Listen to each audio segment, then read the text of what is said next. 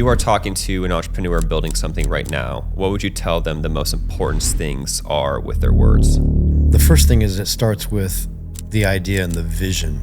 You know, everything we do on social media is through our words. How do you know when God is asking you to work harder versus surrender?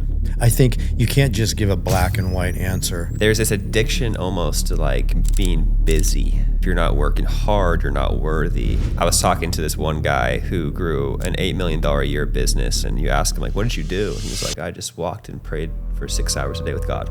I need to control like how we're gonna make this work. You know, how am I gonna make money, or what's the next thing I need to do? Does God tell you, I want to build a $100 million company? Yeah, if the structure is right, it could be a $4 billion company. My man Rick over here has been getting attacked with words and people saying it's manifestation, it's all bad, it's all new age. Does it work? What really is it?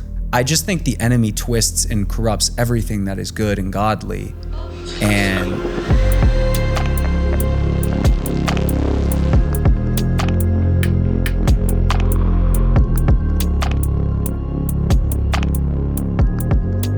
guys, part 2 is going to be, I'm really excited for this. It's going to be for you entrepreneurs that are trying to either build a business, or maybe you're in the trenches of building a business, or maybe you've built businesses and you're at the point where you built it to a certain point, but you're not as happy with the business you're building. And so we're going to go through really kingdom entrepreneurship and the ups and downs of an entrepreneur, not doing it yourself, but giving it to God as well. And so the first topic, Rick, I'm going to start with you. The first topic I really want to get into is I don't think any of this stuff with God works if you do not control the thoughts and the words you use. And I think God really teaches us that, you know, the power is in the tongue. And so the first question that I have for you is, if you are talking to an entrepreneur building something right now, what would you tell them the most important things are with their words? Well, the first thing is it starts with the idea and the vision, right? Your words should line up with the vision, because the Bible says that man perishes for lack of vision, and that word is called para, means to decay. And when there is a lack of vision, you decay. You don't actually move forward or stop. You actually go backwards. And you can see why he wrote it in such a way. And so you cultivate your vision through that pathway with your words. And that pathway is peripheral to what is central, which is the vision. So those words should innately always be positive. You're speaking out what you see, right? Like Miles Monroe said, sight is the function of the eyes, but vision is a function of the heart. So then you begin to see that I should see the vision through the eyes of my heart. And then you believe what you see. You don't see what you believe. You believe first. You believe what you see, and you speak that out. And so those words should always be, if you really have the vision, optimistic.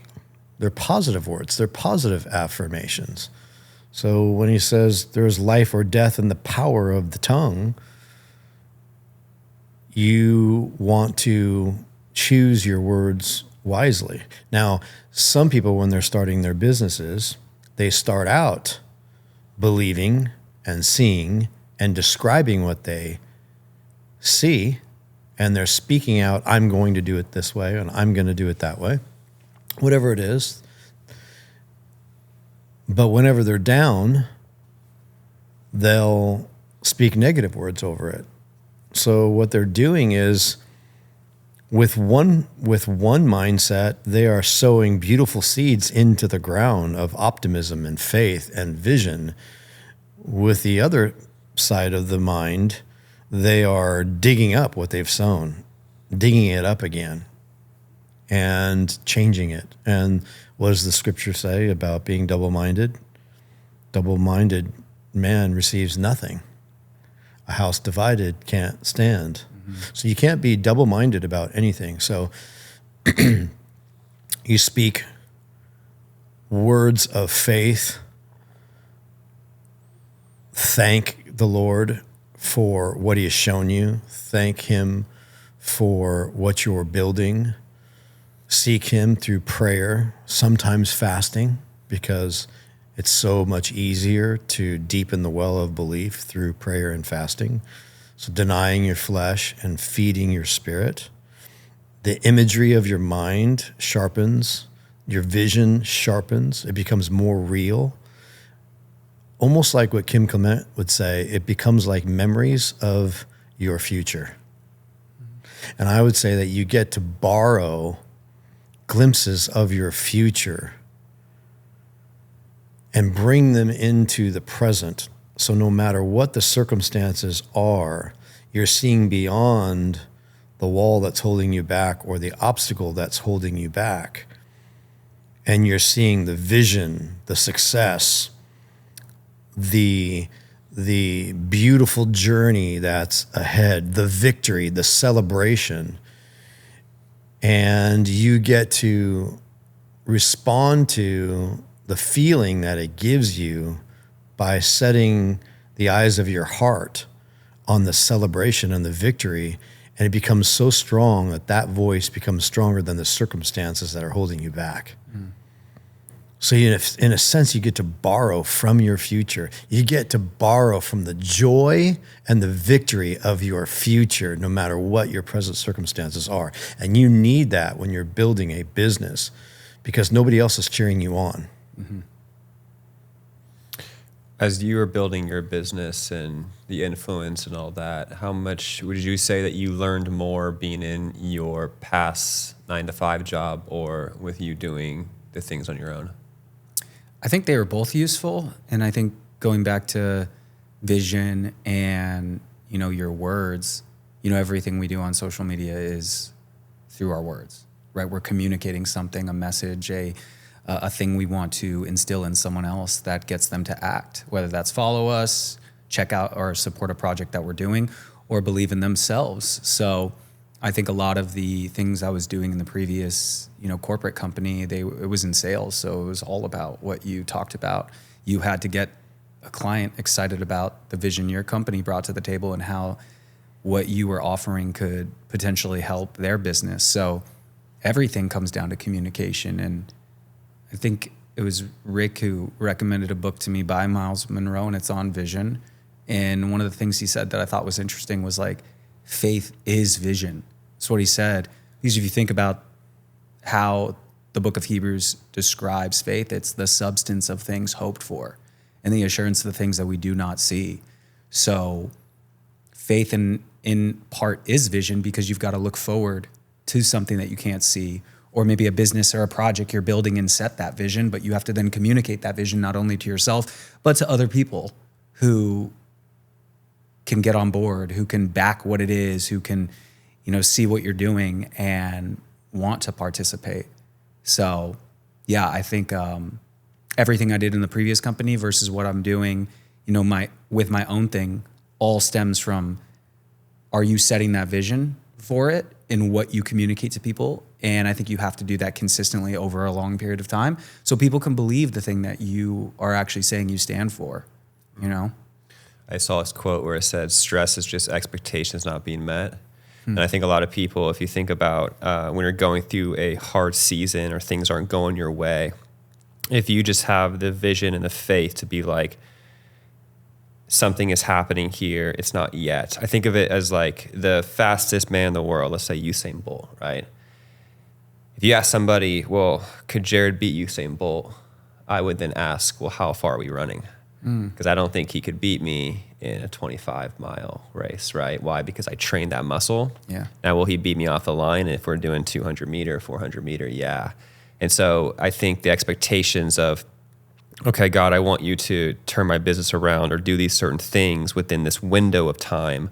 is why the stress comes in, because your expectations are, hey, I'm going to go to God, but I'm going to go to God if I receive something. It's almost like a vending machine, right? I'm going to put something in and I'm going to get something out, right? Mm-hmm. But that's kind of the heart placement where it's like, okay, well, I'm only going to go to God for that reasons. And what if God is saying, hey, I'm going to act like this vending machine is broke, because if you were to got what you wanted out of that vending machine, it actually was moldy and bad for you. Mm-hmm. And so I'm going to wait for you. I'm going to have you wait to trust me more, because I have something around the corner that's even more beneficial. Mm-hmm. And so it kind of comes back to the skill sets as an entrepreneur. We talk about this a lot.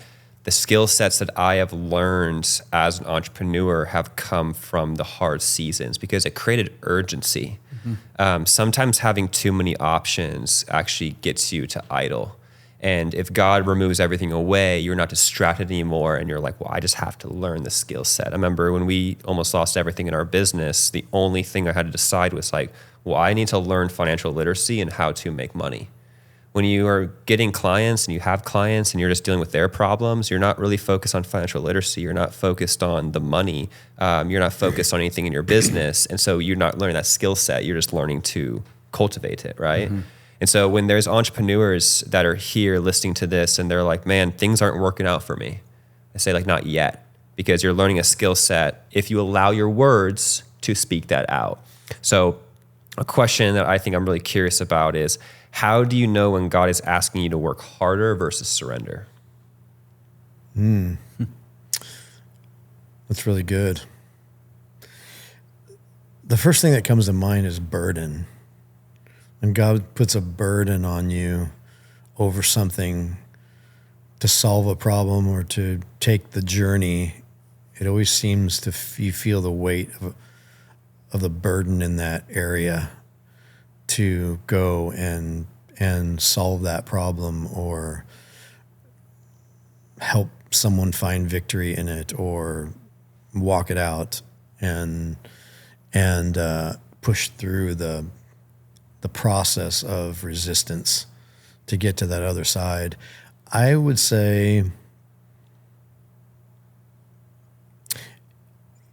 God seems to be a little bit more complete than that when there is windows, because I do believe that there are windows. When God opens them up, you could miss windows, timings of the Lord. There are some timings where it seems like it's going to happen tomorrow and it's not for many years. And then there are some timings where you think it's going to happen many years. And he's like, no, I want you, I'm giving you the unction to do this now. Like it's unshakable. And you know it's not carnal. But I think that some of those situations, there's a invitation to go deeper. And in those situations, I would definitely fast. If I really wanted to know, Lord, is this something we need to strike now while the iron is hot? And that is a combination of what you know in the natural and your natural skill set when it comes to like trends in the market. You already know. Like there's some things you don't need to pray about because you see the trend in the market. You see that you can be first to market. And, you know, God is the one that gave you the ability to see where the hole in the marketplace is. And you already know we need to move quickly. But there are some times where it's questionable and you don't know, like what are the circumstances don't seem to be aligning with the timing. That's when you pray and fast. I think you can't just give a black and white answer on that. Wherever there's a question, there's no questions that fasting won't bring clarity to. Yeah, I think to build upon that in your question of surrender versus like working harder or pushing in, when I started sharing my faith, it was in 2020 when the pandemic happened. And this was one of those windows that like Rick was talking about. And I think God was calling a bunch of people to be like, hey, we need tons of workers in the space of sharing their faith because the world is under attack right now from this spirit of fear. And so many of us started during that time. And I think it was an act of surrender for a lot of us, because for me, it was just, hey, I'm just going to do this and be obedient to you. And it was a little bit of my time every day. But then there was like a period and a shift, I feel like 6 months into that where he was like, no, I need you to go deeper. I need you to learn. I need you to work at this and like really like lean into it. And that's where I saw a ton of incredible growth. So I think the beginning part of something new that was put on me and a lot of other people, there was that vision that we could see. We surrendered it to God. We worked with him. And then there was a turning point. And I think it happened for a lot of us where it's like, I need you to steward this and like really work at it. Because then another period would come where it's like, all right, just lean into me. You can rest. So I think we go through seasons of sprinting and resting, kind of like a lion, right? I think that's how most people should actually live and work, where it's you sprint and then you rest. You sprint and you rest versus grazing like a cow all day and not really making much progress. That's really good, Dane. That's really good. The thing I learned from you was that, and you said this on the first podcast we did, the Holy Spirit loves to just mess the whole formula up. And that's not the answer us entrepreneurs like to hear, right? Because we like frameworks, we like morning routines, we like predictability because we like control. Yeah. And the thing you've always pushed me back to is like, God could be calling you to sprint, God could be calling you to rest, but you have to be within. You have to be always with him and listening to his voice. And so I think a lot of people that be listening to this are just like, because I know I'm thinking about myself. It's like, man, I want the framework. Okay, so when can I sprint, right? When can I rest? You're saying, okay, so does that mean sprint for 6 months and let's rest for a month? And like you're wanting these formulas. And that's what I've realized is the mindset is still control if you're thinking of that way, right? And so doing a kingdom business to me means that you're giving up your control, and it goes back to what you always say is making God the CEO. And when you make God the CEO, you don't really make decisions without the CEO really knowing. And so you kind of make sure that you're going to the CEO and saying, hey, we're going to do this big thing that's going to change the trajectory of my life. I'm not going to talk to my CEO. Well, I'm glad God isn't a CEO that will just fire us off the bat, but he might then change the calling. That window could go down, right? And so that's what I want to get into next is the fundamentals of how do you make God your actual CEO? And this one, I want some frameworks. I want how you visually go through it. I think it's involving tithing and those things, but how would you structure God being your CEO of your business? That's good. You know, sometimes I'm really good at mechanics and the structure, and sometimes I'm in total surrender, like in your other question. And that is, I mean, I have the same answer in a lot of the questions, and that is just spending that time with him and truly giving. It's not just a business. Like, he owns the business. He's not the CEO of the company. It's his ministry. I call it the ministry of business. If it's purpose-driven and it impacts people, then it is the ministry of business to me. And he owns that. And I have learned to love the fact that it's his, because it gets me off the hook. When I feel the weight of, this is a lot, God. Like, I feel like I'm carrying this whole thing. And he's like, well, what are you talking about? I'm the one that owns it. It's my company. It's my business. It's my ministry. Just trust me. Rest in me. Just, your steps are ordered. Do what I share with you to do. And you know when it comes from him because there's a joy in it. I'm gonna take a bunny trail real quick, because a lot of people feel like God tells them to do a bunch of stuff that they don't want to do. To me, that's religion. I've never understood that in my entire life, even from the time I had a paper route as a kid, and all of the companies that I had, even as a teenager, and then into adulthood. I have never had God tell me to do something that I didn't want to do. But I was surrounded by all these Christians who were like, Lord, tell me I got to do this. And man, I don't want to do it, but he's forcing me into it. And I'm like, that's not the Jesus that I know. The closer I get to him, his desires become my desires, and my heart's in it. I never wanted to go on the mission field at all. Why did I spend 9 years doing it? In the beginning, I didn't want to, but all I did was focus on him. And before I knew it, I was like a white hot torch on the inside of me. No one could keep me from going to any of the countries. If it was the most dangerous, then sign me up. How does that happen to somebody who didn't want to go? But even in that process, I didn't go on the mission field because I was being obedient. No, I was just like, I'm going to hang out with you. I'm going to spend time with you. And before I knew it, I was praying over countries. And then I bought this giant map, like a 6 foot by 7 foot map. It was gigantic, like that mural up over the fireplace. And I was praying over it, and then I wanted to get closer to it, and then I wanted to get closer to it, and then I was trying to lay my hands on it. Before I knew it, I was like, Africa, I'm coming to you, and you're going to love what I have to say. And I was like, wait, what? Where did that come from?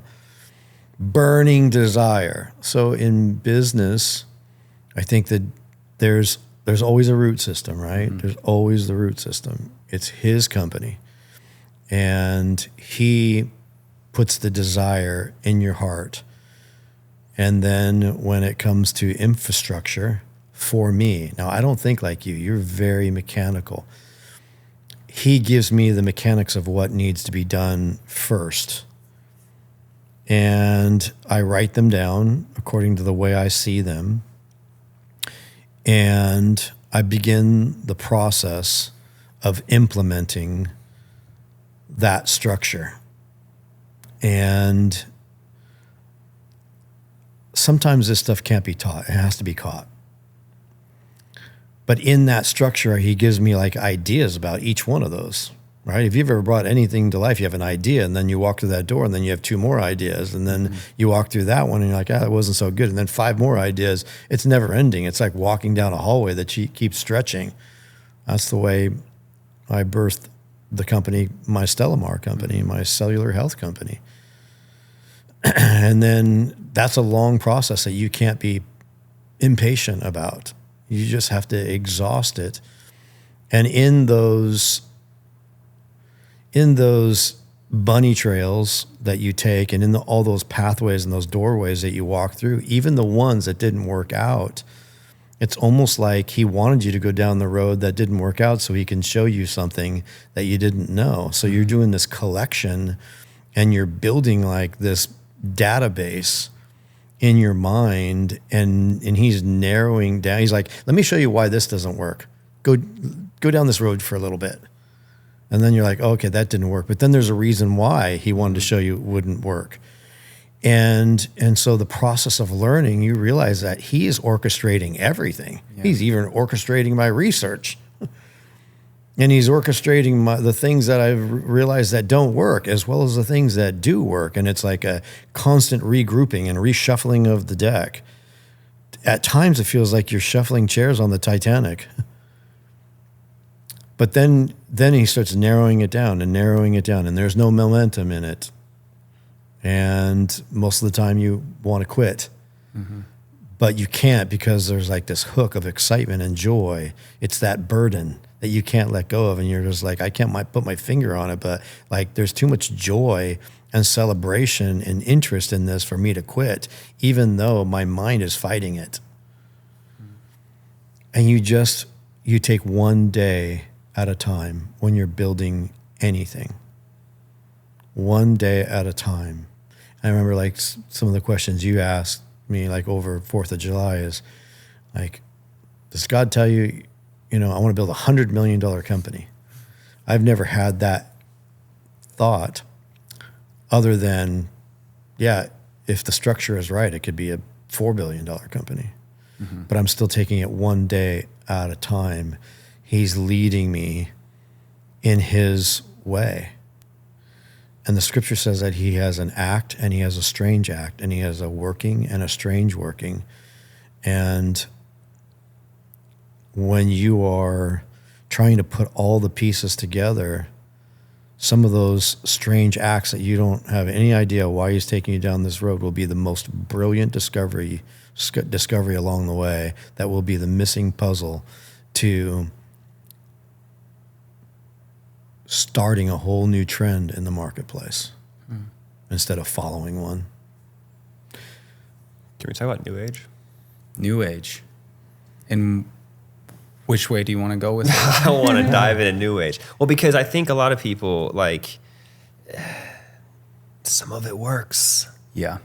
But it's not, it's like 99% there. It's like not the full thing. And so I think like some people are like, I'll give an example. Like we were actually doing a shoot. I don't know if Jeff, you remember this, but we were doing a yoga shoot and there was this girl that was messing with crystals and Jeff had his equipment out and he was doing lav mic with her and we weren't picking up the frequencies. And Jeff was like, this is so weird. And she goes, oh, I put a crystal up my U-Haul. And we're like, what? And Jeff was like, I'm not getting these frequencies. So Jeff literally had to go right by her and like mess with his equipment, which we were just like blown away. Like what? Like, and it was like, it was working. But then we're like, so then I started thinking like, oh, crystals and the New Age and manifestation and all that stuff, it works and it's good. And I think some people say like it does work or it doesn't work. And it's a fabrication of God. And so I want to kind of unravel this whole thing because my man Rick over here has been getting attacked with words and people saying it's manifestation and it's all bad, it's all New Age. And I know you dabbled in New Age. I've dabbled in New Age a little bit. He knows a lot about New Age. So can we get into the topic of like, does it work? Why does it work? What really is it? Is it God backed? Is it something else backed? I don't want to dive into that. Yeah. I mean, when it comes to like New Age, the only thing that I think, I wouldn't say I messed around with it. I was just more into personal development. And when I was reading a lot of these personal development books, it was talking a lot about like positive self-talk and stuff like that. And I don't think positive self-talk is bad, right? We've talked about that, like life and death are in the power of the tongue. And does that mean I can just like speak whatever I want into existence? That's not how I look at it. I look at it as I come into agreement with the truth or with things that are not true. And every single day, I have a choice to believe God's word over the enemy's lies. So my ability to see what's true in God's word, come into agreement with that in my mind as well as in what I say is going to dictate a lot about how I feel, how I think, and ultimately what I choose to do. I think the thing with New Age that I think is more like comes from the word is like manifestation, right? Like people talk about, oh, you can manifest your best life. Well, what's like the procedure for manifesting your best life? It's thinking positively. It's, positive affirmations and things of that nature. I just think the enemy twists and corrupts everything that is good and godly and takes God out of it. So the power isn't in the Lord, it's in some crystal or something that can become evil and have definitely like dark components to it. But I think, even when I talk about the mental health stuff I went through, I think it started as a lie and then it manifested itself into bipolar disorder. Now, do I think I was manifesting it? No. But I think it was an outcome of an attack that happened to me in my life. So that's kind of like how I think about it is I think New Age is a way for people to get excited about living a better life without having to be accountable to anyone. You know? Because I mean, it's worked. I'm going to say worked for me because I used to be the person that puts the vision board on and look at it every day. I remember I was like 14, 15 years old and I was like, I'm going to buy a Rolex when I'm 18. I'm going to buy a Rolex. And I would say it every morning too. I'm going to buy a Rolex. I'm going to buy a Rolex. And that was a big, big dream for me, right? And then I bought the Rolex. And what happened is it worked, but it filled me with pride. It filled me with like, I did this. Okay, right. Next is the Lamborghini, right? And then you keep going. And then if I were to pull back and say, well, did that goal make me a better person? Did it make me happy? For parts of it, right? But it's a fine line because I think it does work. And I want you to kind of dive into this and rip this apart a little bit because I'm coming from somebody, I think some people are like, oh, New Age is as bad, it's awful, it's there. I think God kind of created the fundamentals of what New Age is. It's just they take it and they manufacture it into a different thing, which can open you up to different spirits. So can you rip this apart for me? Because I'm interested in what you have to say about New Age. Remember, this is my channel, so you can get me canceled. Biblical principles apply to everyone. It doesn't matter whether you're a believer or not. We've been made in God's image. And in God's image, what did he do when he created the world? He spoke the word. He said, let there be light, and light became. And we walk in that same power and that same authority because Jesus restored our authority the moment his blood touched the earth. And death, the power over death, hell, and the grave was restored back to us. But for the believer walking in the authority and using the power of the tongue, we're in perfect alignment with your words will become flesh. Whether if you don't believe in Jesus and he doesn't get the glory, your words will still become flesh. They call that New Age. So if you really unfold it, you go, okay, well, if God is getting the glory, if Jesus Christ is getting the glory, and it draws you closer to Jesus Christ and not the universe, and you are operating in life or death and the power of the tongue, and you are sure to speak the positive thoughts that are aligning with his word and his will, that you're aware of, that's consistent with the scriptures, then you are in perfect alignment. And guess who's getting all the glory? Jesus Christ. If you are doing those things that they still work, but they're thanking the universe and giving the recognition to everything but Jesus, then it's witchcraft. Mm-hmm. It's witchcraft. It's a counterfeit. Mm-hmm. So who's getting the credit? 1-to-1, it's a distraction from keeping your eyes on Jesus, and to another, it draws them in. It's the same thing if you were to look at like prophets, false prophets from a real prophet. A real prophet, as they speak over your life, or if you go into this can be very controversial. So I'm not going to go down a different road. I'm going to go back to a basic road, and that is in the Old Testament. I'd rather you not. Let's go. All right. So in the Old Testament, when you're with a prophet, a real prophet, you left with a greater love and a greater zeal for Jehovah. A false prophet would bring you to him. When you're around somebody who's prophetic on this side of the cross, with somebody who walks strong in the office of the prophet, because I do believe in the fivefold ministry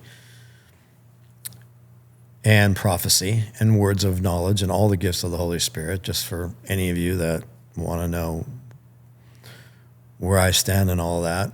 And we'll do other podcasts that will take you further down that road for all of the religious minds that don't like it. I can't wait.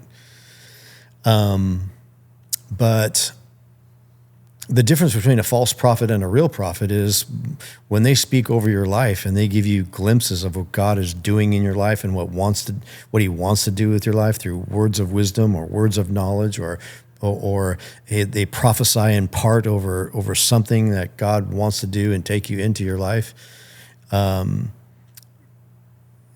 You leave them wanting more of Jesus, wanting more. What else is God doing? You have this excitement, this zeal, this anticipation for what does he want to do next in my life? I can't wait to start walking it out. I want to hear what God has to say about this journey, and it just draws you to him. It's infectious.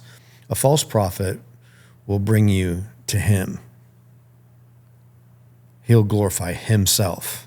If you ever want to know a word, you come to me. He's not going to leave you pointing to Jesus. He's going to point to self, or point to yourself, God inside of you, or we're all gods, or we are the I am. All that stuff is is manipulation, witchcraft, self-centeredness, demonic. So what you're saying, let's just like give like a random person's name. Let's say like there's like a prophet. And let's just call him like John Smith.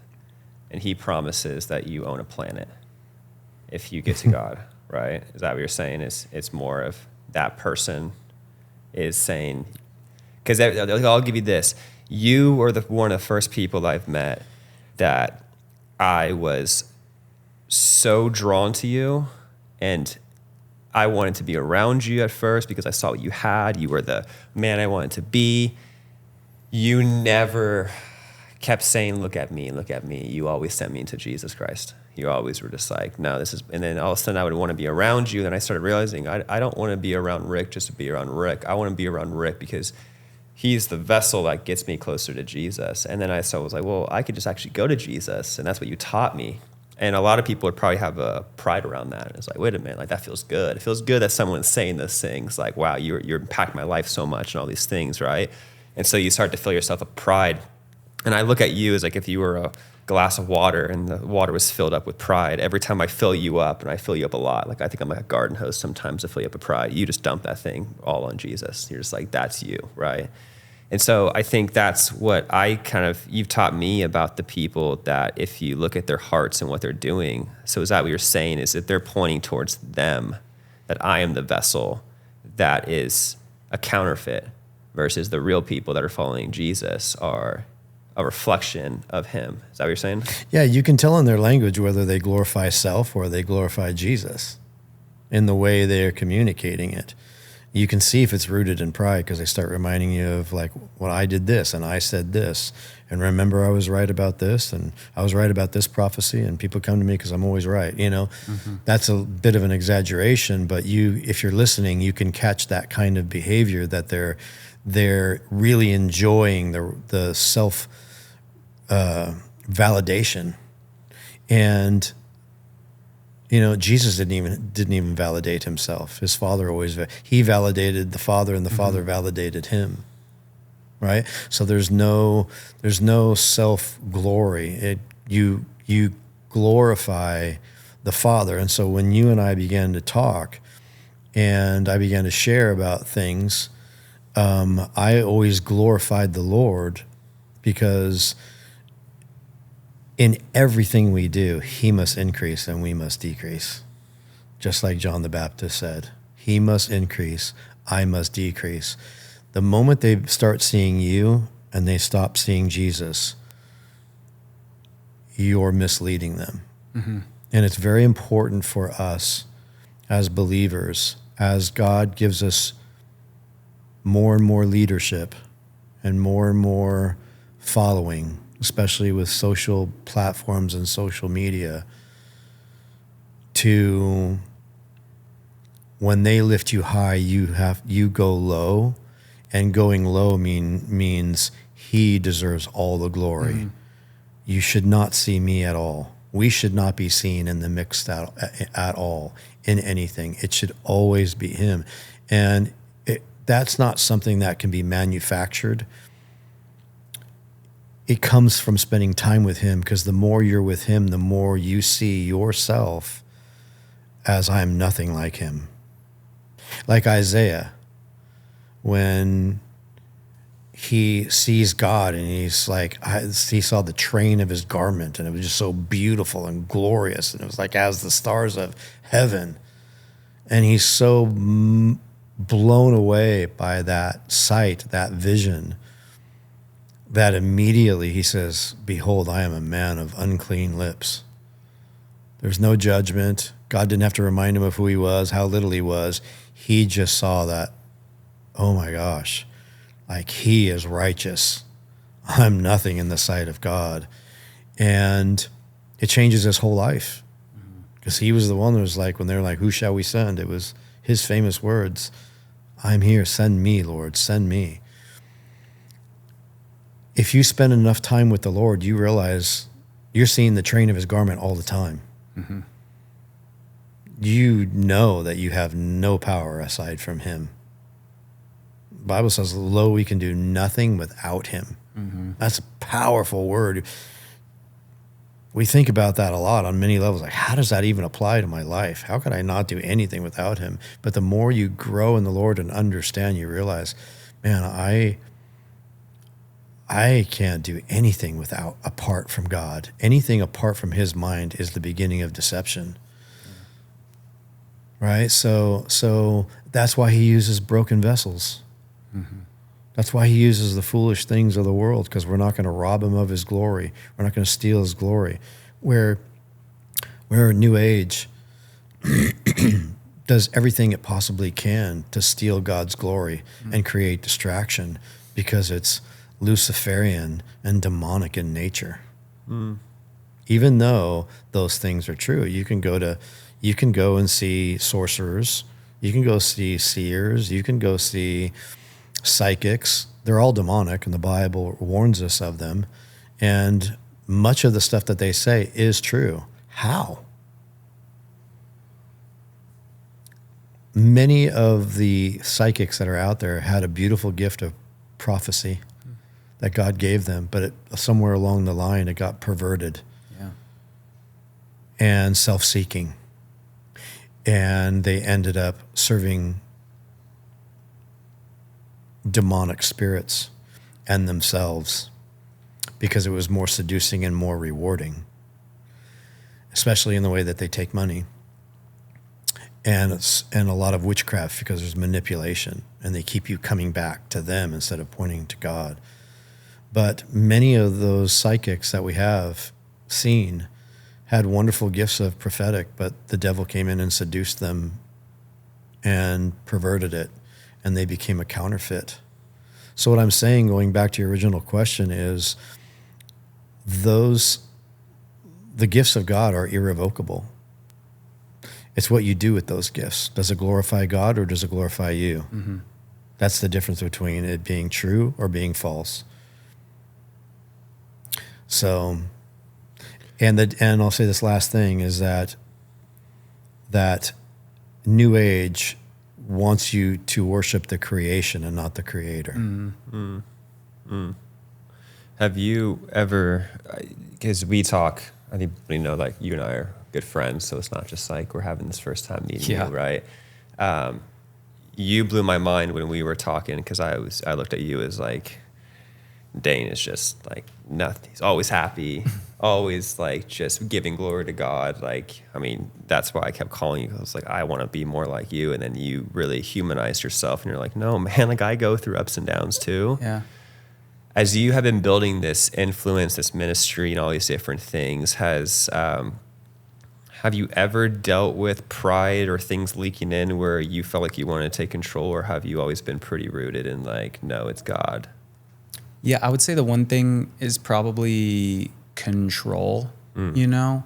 Not that God didn't own it and I was doing this with him, right?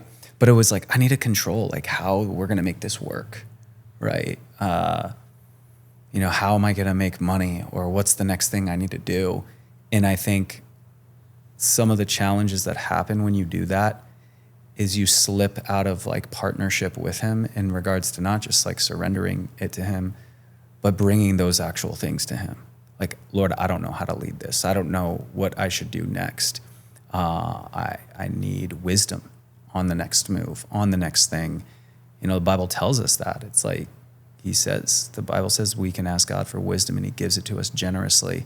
So I think I didn't have difficulty with pride because I never felt like it was like mine, right? Like, yes, people were following me, but the message has always still remained the same, which is to just encourage people in their prayer life, right? To point them back to understanding the importance of spending time with God. And I maybe even over-indexed on being so hyper-fixated in that, because I knew it was so important to do what he asked me and not try to make it my own. Like, oh, now I've got all these people, I'm going to talk about some other stuff. I think that's been tough to figure out, like, okay, how should I keep building this? Because I think a part of it too is you can relate to more people as you share with them more things outside of prayer. But finding the right balance, I think, has been hard. And I think the only thing that's been tough is like trying to control it all and like partner with him on doing it, you know? How have you gotten better with that? Slowing down, you know, thinking through and praying over different projects. I would say also not trying to say yes to everything, because I think it's easy in the social media world because there's so many different opportunities that come. And I think in the beginning it was like, I want to do everything. I want to help everyone. I want to work on all these different things. And I think stripping away a lot of those things to focus on, you know, hey, if I'm writing a book, that's all I'm doing. I'm going to keep making the content and then, you know, finish the book and then we'll think about the next project. So stripping a lot of all of the opportunities down to what do I feel like you want me to do in this season and how can I honor you with that, you know? Is that like a daily thing? Because I'm asking that because like I struggle with control. Yeah. Still.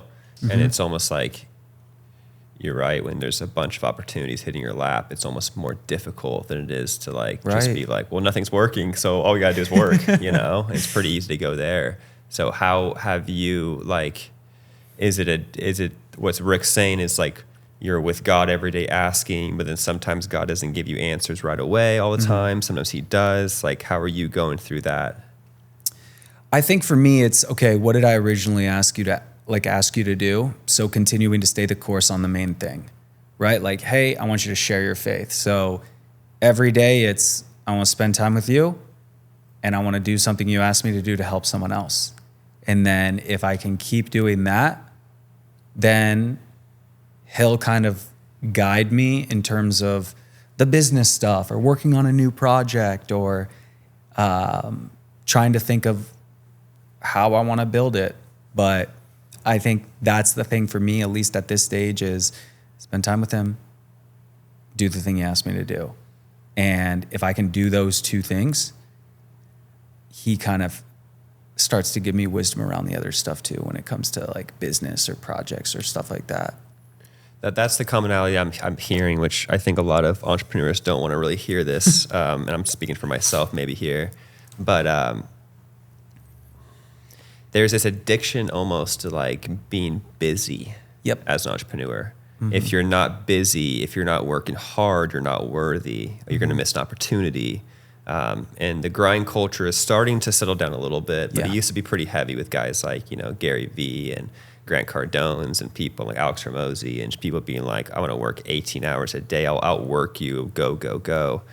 And so when you tell an entrepreneur that the answer is not to outwork the problem, to actually then go to God, it's actually a big test of what are you putting your faith into, right?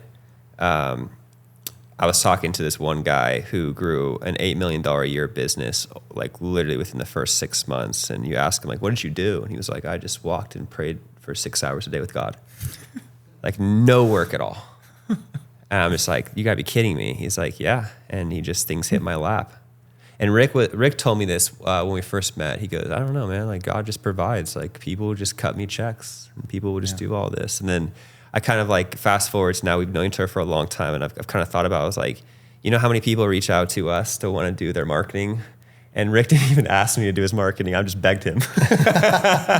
So I'm like, it's so funny because like, it's so true because he's so abundant and you feel like God through it. And so it's interesting because I think I don't know if you deal with control as much as we do, but I'm a big control freak. Very intelligent people struggle with control, I have found. And both of you are like extremely intelligent. I don't put myself in that category. Wild. See you guys next week. In there. No, I disagree with that. I think, well, I guess what are you saying? How do you break that down? Like, what do you mean by intelligence? Because if you don't think you're intelligent, I think that I am a lizard. I think that highly intelligent people like you guys are very cerebral. Cerebral. And people that are very cerebral, their minds are like little computers. Running always ideas.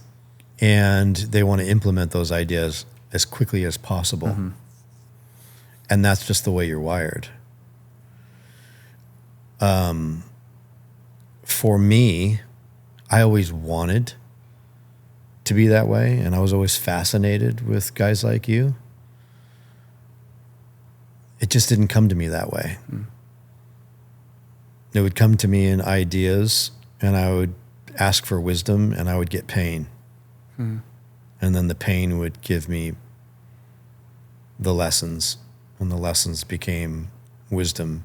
But the pain drove me to a different place. It didn't drive me to the books. It drove me to him, because I carried a lot of the depression and the pain and the process, and I needed answers, and I needed healing. And I had a gazillion questions. In that way, I had nothing but questions.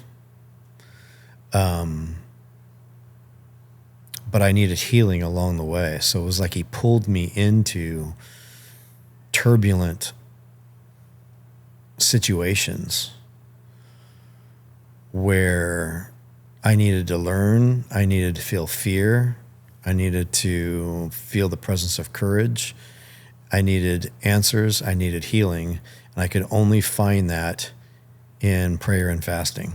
Like, prayer and fasting were my best friends for years. I would lose so much weight. But man, it just gave me an insight and an understanding that was not the way you guys are wired. It was completely different.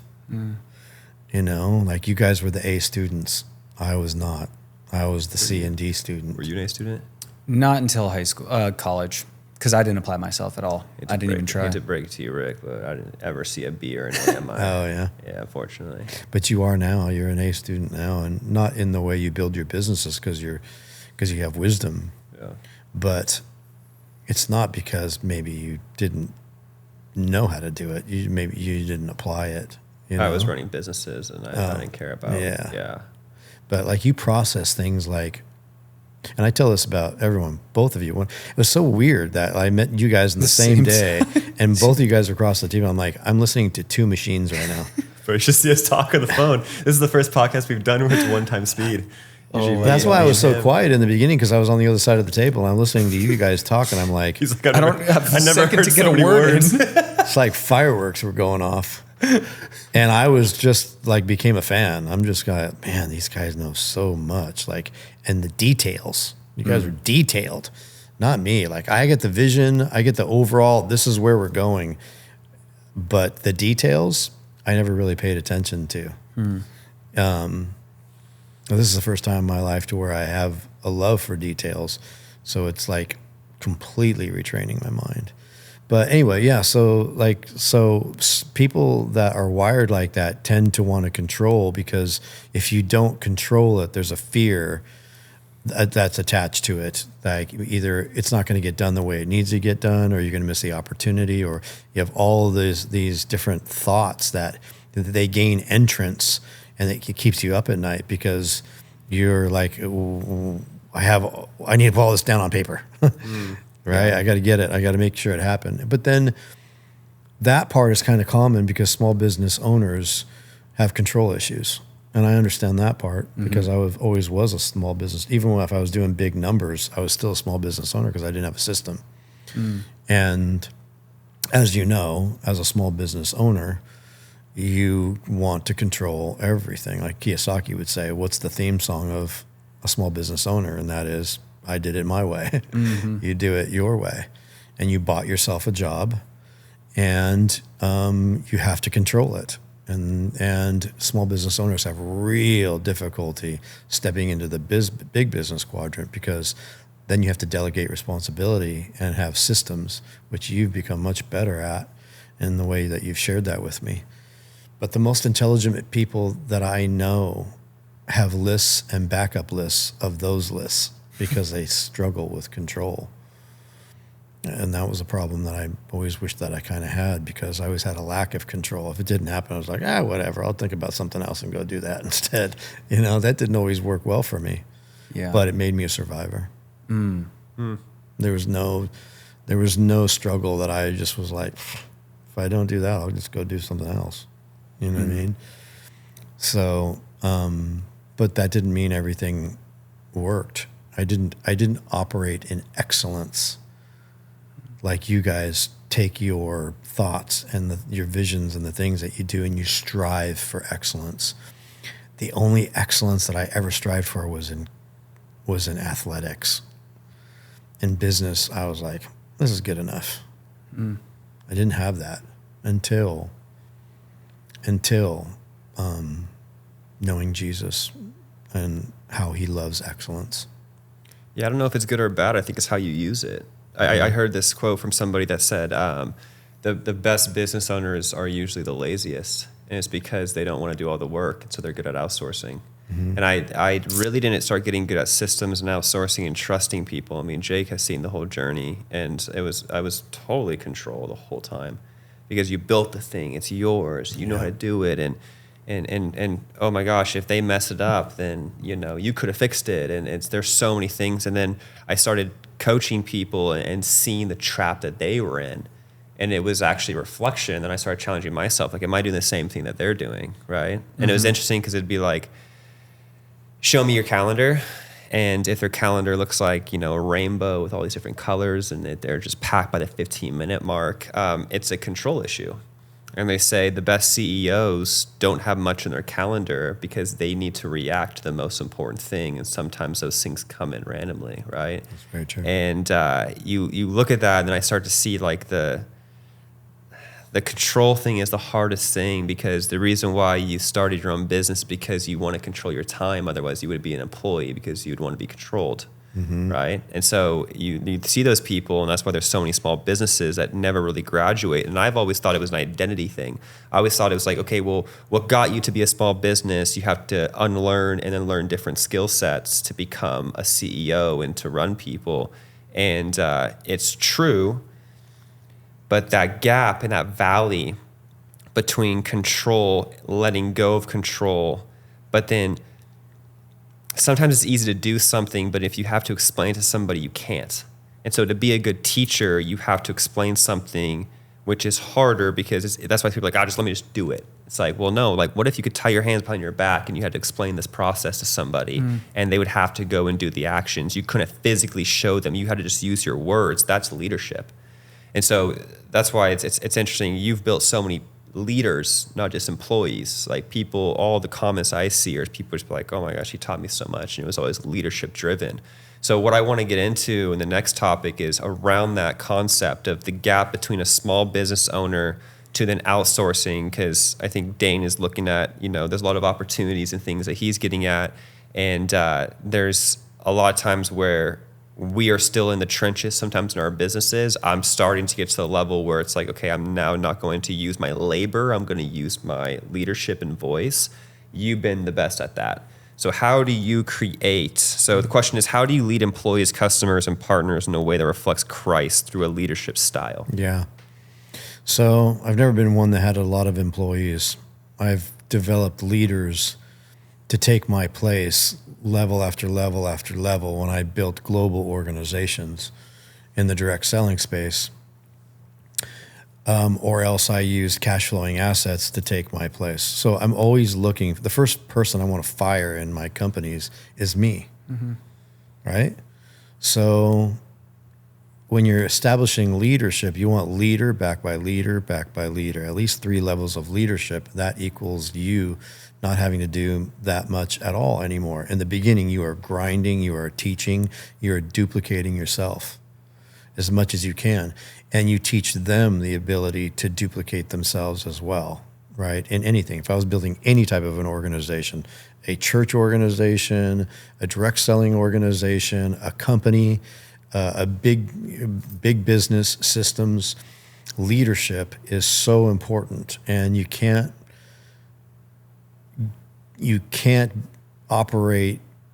teach leadership with a scarcity mindset. You have to be all in. Like, I want them to be better than me. I want to teach them all my trade secrets without any selfishness. Now, it's difficult for most high-level leaders to do that. But when you're walking in Christ, it's like, it's exactly what he wants. I want to teach everyone to go further than myself. And if we're speaking from an entrepreneur perspective, entrepreneurs are driven by the power of their dreams, and they're freedom driven. They're not security driven, right? So if you look at the cash flow quadrant, it has the employee and the small business owner.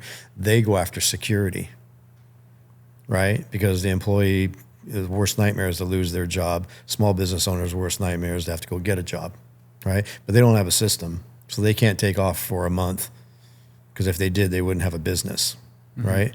Big business quadrant, 5 million or more in startup costs, 500 employees minimum, got to have a system, leadership driven. You're pouring yourself into them and building structure in a way that everybody understands the mission. And if the mission is correct, the cash flow is great. And everybody's communicating the brand in the same way. It's a beautiful echo. It's an orchestra.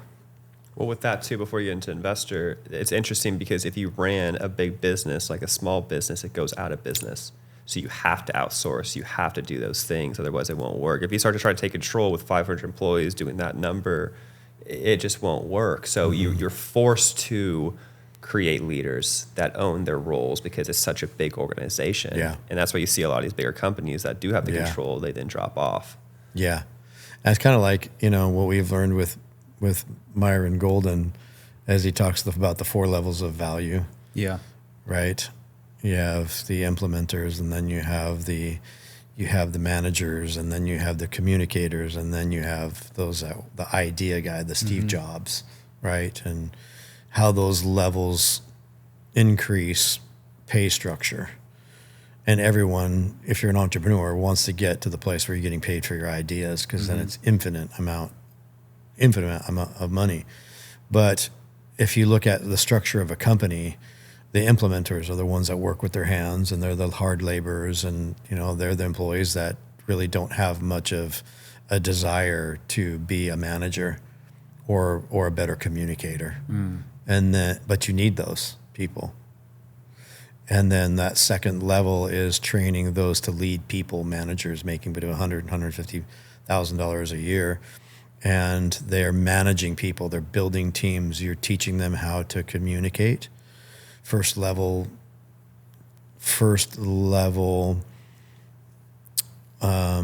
understanding of how to communicate, how to inspire, how to get people to work together and to be unified. That has real value. To build a team, you need those people. And in the beginning, you're doing all of that, right? Unless you know somebody that can do it better right out of the gate. But only time will do that. Otherwise, you pick the wrong one. But if you struggle like me in the beginning, I always struggled with small business owner mentality. I have to learn all the departments first so I can fire myself from each department. That way, if I ever have to teach somebody or communicate it, I know all the departments, right? Yeah. It's like the pilot. He doesn't know how to build the thing, but he knows all the pieces and the parts. He can fly it. He understands it. And everyone else knows all the different incremental parts of the plane that he doesn't need to know or she doesn't need to know, right? So I think of like the owners. And I know you always use the word CEO in that. I always look at CEOs as they're just a high-paid employee. You don't want to be a CEO. You want to be the owner. You want to be a founder. Many times people are CEOs, but they're really the owners. But like CEOs, the average CEO in the United States, I think, is between $150,000 and $250,000 a year. You can't even live in California for practically that. I don't know how people do that, living in areas where there's such high tax. But you want to be the founder, the owner, and own nothing but control everything, right? So structurally, I am different than others because I want to learn it all, but then I want to give it away. And then because the more somebody can stand in my office with the same understanding, and I can build more and more separation between them and myself, then I don't have to work.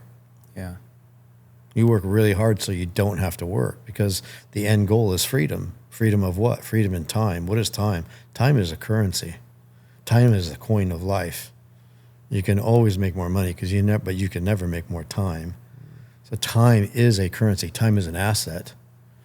So where I have struggled when it comes back to your burden question, it's just coming to mind, is where I'm like, I need to get free as quickly as possible and put a system in place and fire myself as quickly as possible, because I want to get back to doing the things that I actually love, which is studying, reading, spending time with Jesus. Like, that's where I love living. That's why cash flowing assets become the number one go-to. This is the first time in my life I'm building a global company that's traditional, with instead of going and buying real estate and having cash flowing assets. Yeah. Even though those are better. But I have this burden on the inside of me that there are millions of people that will love to have my product because it does phenomenal things, and I can impact them, and I can turn a training program into a leadership program, and I can create stakeholders and dreamers and teach them traditional business. But to be honest with you, I enjoy cash flowing assets like real estate better than all of the rest because it's immediate freedom. Yeah. Go for it. I was going to ask you too, because you've been in the direct selling business for a long time, and now with the supplement company, it's completely different. How do you foresee getting yourself out compared to how you could do that maybe in the network marketing business? Like, do you want to have a large team? Like employees, all of that stuff? Or I'm just curious because I know this is something so new, and you guys talked about it a little bit last time, but. No, I don't desire to have employees at all. Right? Okay. I mean, to me, it's like an adult daycare center. So you can have a big business without having a lot of employees. You can, and you know, the excitement that I have now is completely AI driven, because that's going to really change the game. Like the department heads of my company are all AI positions. That right out of the gate is saving me easily $1 million a year in salary.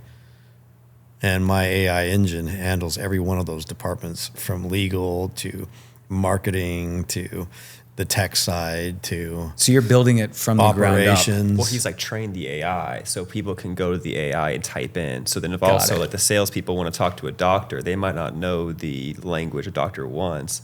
They feed it to the AI and it creates the emails for them. So he's just passed through the whole thing where you can get Rick without getting Rick. Yeah. Which blew my mind, because I'm like, okay, well, that's not.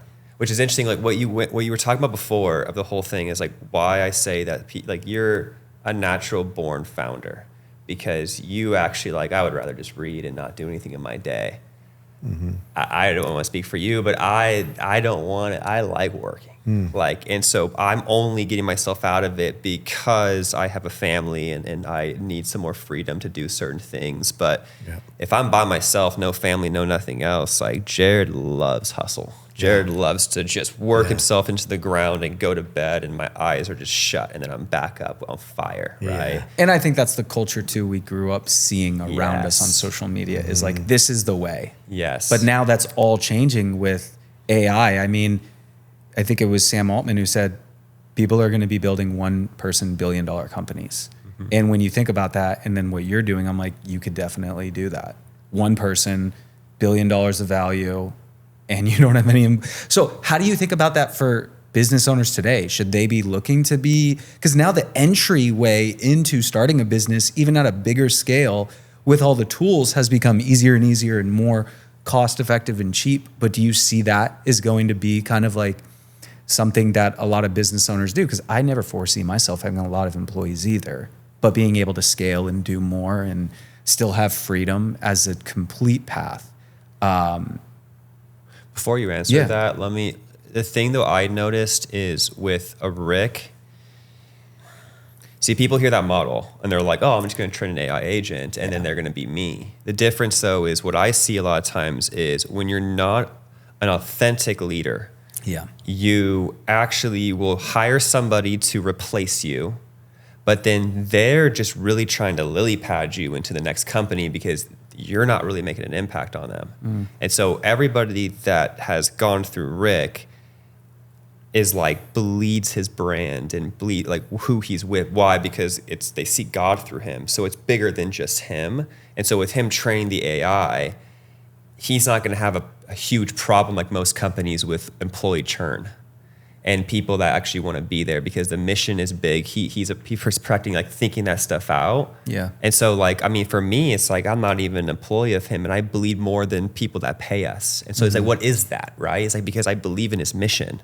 I mean, it's on our tri-suit. Like I bleed it out. And he gave me the Stellamar, the first like batch of them when I was having some sickness. I didn't have to look at the ingredients or anything. I just trusted Rick. And so if anybody else gives me pills, I'm like, I'm probably going to look at what they are, right? And so if you think about like that concept, it's like that's the leadership. So you can't, all the stuff he does in his room by himself and all these different things I've learned, like it gets surfaces, then people try to be like, oh, I'm just going to copy and paste what he's doing. And it's going to work just like it's Rick. But it's like, they're missing the ingredients. Like you don't know what's in a brownie and you taste it and you're like, oh, it's so good. Okay, let's just go get a rock and paint it brown and call it a brownie. It's like, it's going to surface as a rock once you take a bite of it, right? It might look like a brownie, but I think that's like the big part of that. So like, yes, I do think companies are going to go there. But I think it's going to expose people more because now it's a level playing field across everybody. Yeah. Everybody can, this social media stuff, you know this, like 5 years ago, if you were the best, if you knew how to work cameras, if you knew how to be on social media, you rose to the ranking. Yeah. Now if every single person, because Rick doesn't know how to do this stuff, but now it's getting easier, right? And so now if all of us can be a level playing field and you lost your following, I lost my following, and he lost his following, and we all did the same content, he's beating us, right? Because like the substance is there. So I want to say that because I think some people are just like, oh, let's copy and paste. Like I think we all will do AI, but I think it's going to surface where now the most fruitful people will win, which I'm the most excited for. Yeah. Okay, so everything you just described right there is purpose. Oh, I thought he was going to say wrong. Yeah, no. I mean, you're catching it right in your mitt because that's why I can see when you talk about it, like you really genuinely feel that. And what you're feeling is not me. What you're feeling is like, this is a purpose-driven culture that is rooted in Jesus. And when you have that, what you catch is there's just real meaning and life behind it. It's easy to get behind a mission like that, right? I have a phenomenal product, absolutely global. If anyone wants a product, it's anything it's even close to mine, they have to come to me. Yeah. The formulations are unbelievable on the cellular level. Well, that's wonderful. But if you want to build culture, you got to bring Jesus in the mix. You got to bring purpose in the mix, right? Now, you can build purpose without Jesus, but if you want life on it and you actually know what life is and life is in the purpose, man, people will bleed the colors of the program. They'll bleed the mission. Like there will be no turnover. People become lifers. And you know where I learned it on a very small scale was from the book that Ryan told us to read. Conscious Capitalism. Remember that book they wanted us to read before we went? I read that book and I was like, at least the first third of that, when he starts talking about stakeholders, and I had already built very, very rich cultures in all of my companies, my organizations, that is, and that they became so passionate about the vision, they would go, I didn't have to worry about them leaving and going somewhere else because, or any real turnover because they were stakeholders. And so when I built Stellamar, I realized that these plants that are in the ingredients, some of them grow in the harshest areas of the world, way up in the Himalayas, 18,000 feet, and the driest climates and the coldest climates and the hottest climates, and their self-defense mechanism builds up so strong in these, and their phytonutrients and all of that. That's what makes them so potent and so valuable when you consume them, and how it helps you in your immunity. And I started to realize that that's us. Yeah. What makes us thrive in harsh environments? All the stuff that we go through, right? All the heartaches, all the hard trials, they toughen us up. God is in that place of making us better because he's always aware that we are stronger than we think we are. Yeah. And he brings that to the surface so you learn how to trust him and trust you in the process, right? It's twofold. It's a collaboration. And I realized that I'm going to add a leadership program within the company, and that will take care of the entire culture. And that's why it's catching such high-level people, and high-level people go after meaning and purpose. Whether they know it or not, they gravitate to it until they do know it. And they're like, that's it. That's why I'm buying in. They're not buying into just a concept, something dry, something transactional. They're buying into a mission because they believe it. Yeah. I actually have a different question because I'm curious, and I think this will be beneficial for people who are listening who have a business and it's like maybe even product driven or a service.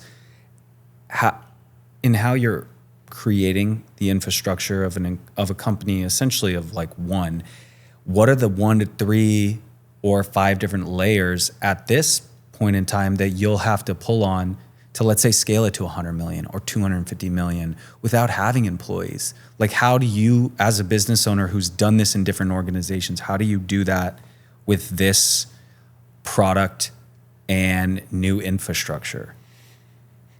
So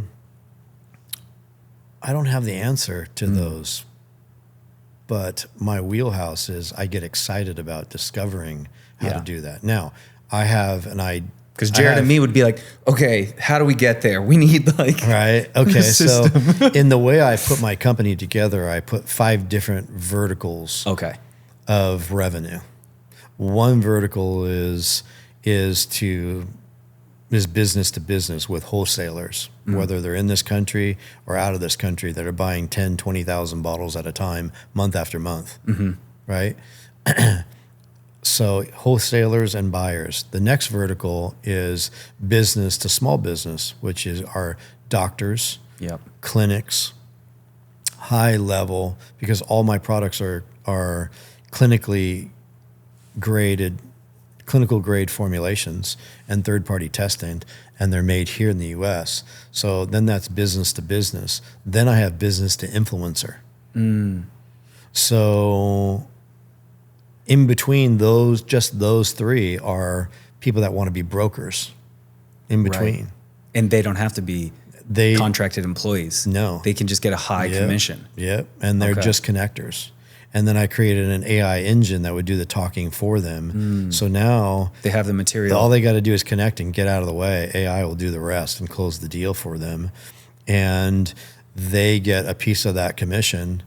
And the influencer or the big business warehouse buyer or the clinic, they have very high profit margins that they get. So everybody walks away happy. Even my brokers make anywhere between 14 and 32% commissions. Can you imagine that? Yeah. While a clinic where a physician still gets 50% off, Keystone. So everybody's happy. Yeah. Right? So how you go to the bigger numbers, the 100 million, is how many of those accounts can you get? Relationships. I'm not limited by doing business just in the United States. Yeah. I have buyers in Asia right now. I have direct selling companies that are blowing me up, wanting to build an entire company around my product. They call it my product a hero product, what have you. And I'm very choosy because many of them want exclusives. I won't do that. And I may not ever sell to direct sellers. However, you only need a handful of big $100 million companies. partners. Like most of the companies that are reaching out to me do 400 million and above. Right? And so my objective really, and that's just those are 3 levels, 3 verticals. 4th is direct sales to the website. And then the 5th one is if you is a small arm of affiliate. Right? Just pays 3 levels. But I didn't want my company to be known as affiliate. I wanted to be a traditional company that happens to have an affiliate arm to it, because I wanted to get away from the stigma of anyone feeling like they're associated with affiliates or MLM or any of that fragrance. Yeah, right? the traditional direct-to-consumer product company that also has an affiliate program for anyone who wants to make some money, offering it to their audience, et cetera. And I'm going in with an exit strategy. Oh. If I could get to 25 million, which I could do that on my own within 2.5 years, But with the type of leadership, I have 8-figure earners that are wanting to push my product.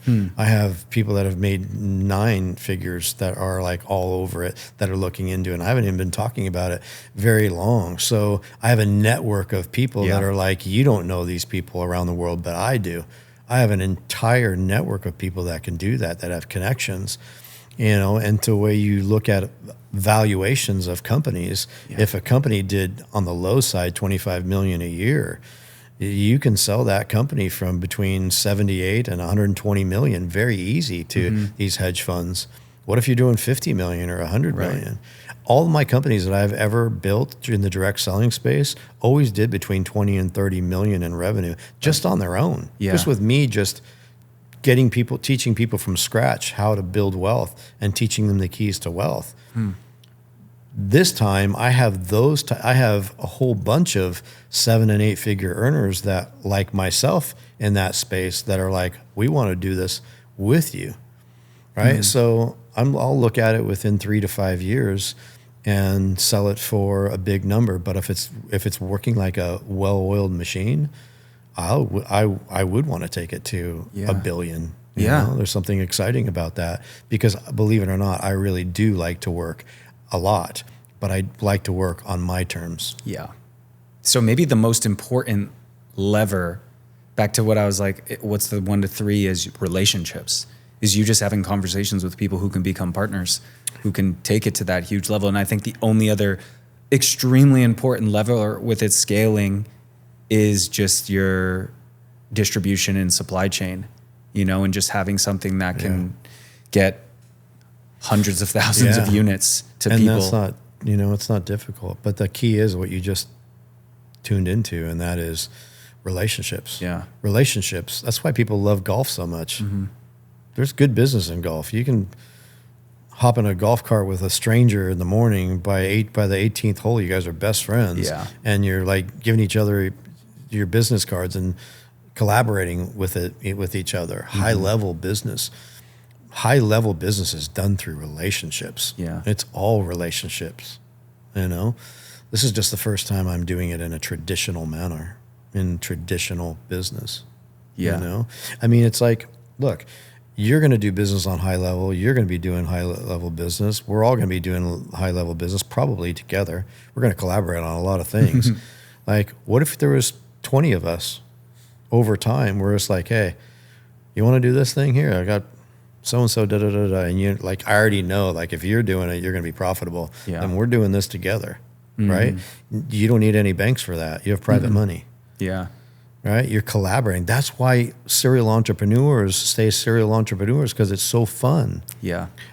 When I got involved in the diamond industry and buying and selling land, I was the only one making money, and all my buddies had to work. And I was taking all these vacations around the world, and I was alone. I was lonely. I was like, it's fun for me. I'm not going to quit, but like, this sucks. Like, none of my buddies can get off work. But when you're collaborating with your buddies and everybody's having fun and making money and having freedom in their time, you enjoy life. Yeah. You enjoy you're traveling together. You're traveling the world together. Almost all of it is a write-off. Like, you're traveling for free. You're doing the stuff you want. You're eating the best food, having the best conversations. As you get older and you become more educated in something, you become less tolerant being around people that have low-level language. Yeah. Right? I'm not saying that in an arrogant way. I don't mean that, but and everyone goes through this. If you are a person that wants to grow and become better, and you're learning about certain topics and it stimulates you, that's all you want to do is talk about it. That's why sports guys like to be around other sports guys. Yeah. Entrepreneurs like being around other entrepreneurs, and they get used to that. Like, if you're hanging around a sports guy all the time, and then they hang out with somebody who doesn't really want to talk about sports, they're bored. Yeah. They want to get out of there. So it's not an arrogant thing. It's that it's you picking your tribe and getting around the people that have the same interest as you. And if you happen to really enjoy their company and you love them, man, you want to spend the rest of your life going out and doing fun stuff together. Yeah. For free. I'm going to stop it right there because we got to get into identity next. So we hope you guys enjoyed this. As you guys see, there's a certain framework. I think what we discussed is first, root your business in God. That's the best leadership playbook and framework, that I think people try to go to different books. But if you look at the Bible, I think that's I know that's the best business book in the world. So we love you guys. We'll see you next episode.